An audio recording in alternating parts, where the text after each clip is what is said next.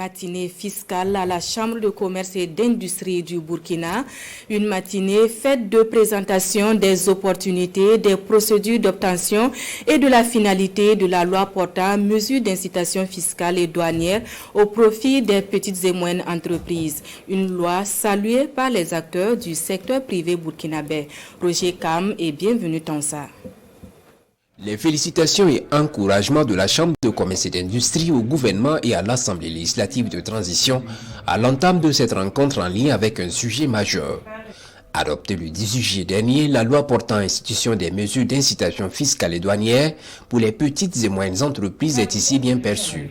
Avec les experts de la Direction générale des impôts et de la Direction générale des douanes, il est question de présenter aux acteurs privés les avantages de cette loi et les procédures d'obtention des mesures d'incitation. Les opportunités qu'offre la loi, ce sont des avantages fiscaux et douaniers au profit de ces entreprises en termes d'exonération d'impôts, notamment la taxe sur la valeur ajoutée, les droits de douane pour ce qui concerne l'acquisition du matériel de production, de transport, de transformation de ces petites et moyennes entreprises. Ils vont bénéficier quand même de l'exonération de certains impôts dont ils devaient en principe payer.